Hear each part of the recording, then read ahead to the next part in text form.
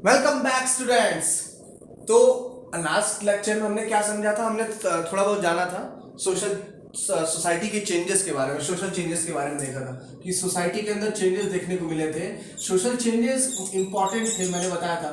It is a permanent, मतलब permanent है, change is permanent. ठीक है, चेंज होना ही होना है सोसाइटी के अंदर। बिना चेंज कोई चीज एग्जिस्ट नहीं कर सकती। ठीक है, everything must take change according to the nature of the society. ठीक, सोसाइटी का बैड कंडीशन से अच्छे कंडीशन में जाने के लिए नेचर बदलाव जरूरी है। तो मैंने बताया था कुछ ग्रुप्स के बारे में। सोशल चेंजेस के समय कुछ ग्रुप्स आ रहे थे, लिबरल्स, रेडिकल्स और कंजर्वेटिव्स के बारे में बताया था।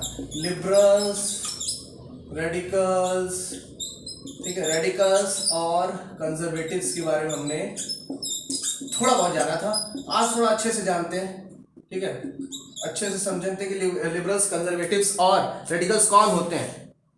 देखिए, वो लिबरल्स की बात पहले करते हैं। तो लिबरल्स का मानना ये है ना कि सब धर्म, मतलब सोशलिज्म में मानते हैं, सोशलिज्म बोल रहा हूं मैं, ठीक है, सेकुलरिज्म में मानते हैं। उनका मानना है कि सभी धर्म बराबर है। ठीक है, वो किसी एक धर्म के संदर्भ में रह करके, किसी एक धर्म के रिस्पेक्ट में वो कभी भी कोई भी डिसीजन नहीं लेंगे। ठीक है, they are not take decision in any one perception, मतलब किसी एक के नजरिए से, किसी एक के हिसाब से लिबरल्स कभी भी डिसीजंस नहीं लेना चाहेंगे और नहीं लेते हैं। इनकी ये थिंकिंग है, इनका मानना है कि सब धर्म बराबर हैं। ठीक है, हर एवरी धर्म्स आर इक्वल।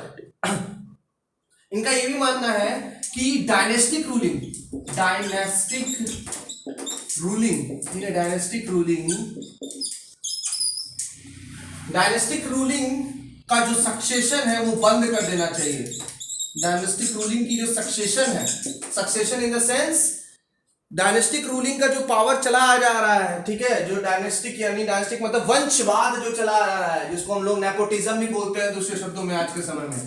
ठीक है, याद रखिएगा, nepotism is another word for using dynastic succession, dynastic ruling, that is nepotism.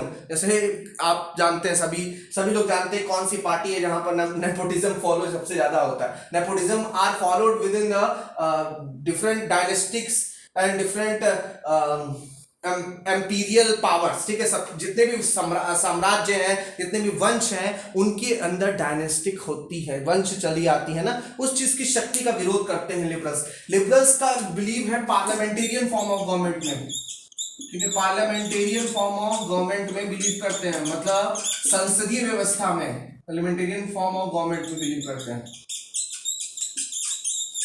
इनका मानना है जुडिशरी बनाई जानी चाहिए। ठीक है, जो न्याय ले सकती है, न्याय व्यवस्था को संभाले। ठीक है, लिबरल खुली सोच के थे ना, तो न्याय व्यवस्था हो, संघीय व्यवस्था हो, ठीक है, फेडरलिज्म हो, पार्लियामेंटेरियन फॉर्म ऑफ गवर्नमेंट हो, ये तुम्हारा जो ये पार्लियामेंट है, जो हमारे देश का संसद है, संसदीय व्यवस्था हो, ये सभी चीजों में इनका मानना था। ठीक है, और ये इंडिविजुअल ये मानते थे कि हर एक इंसान का, हर एक इंडिविजुअल की जो राइट्स हैं, इंडिविजुअल के जो राइट्स होते हैं, उनको प्रोटेक्ट करना जरूरी है अगेंस्ट गवर्नमेंट। ठीक है, और इनका मानना ये भी था, लिबरल्स ये भी बिलीव करते थे कि जो गवर्नमेंट के अंदर मोस्टली मेंस कंट्रोल करने चाहिए। Men's will control the society. ठीक है, men's control the government, men's control the power, men's का और इलेक्टेड रिप्रेजेंटेटिव जो हो वो हमारे द्वारा चुने जाए, खासतौर पे मेंस द्वारा, यानी कि मेल सोसाइटल, यानी कि जो पुरुष समाज है वो चुने रिप्रेजेंटेटिव को, महिलाएं ना चुने। ठीक है, they are not believe in the universal adult franchise.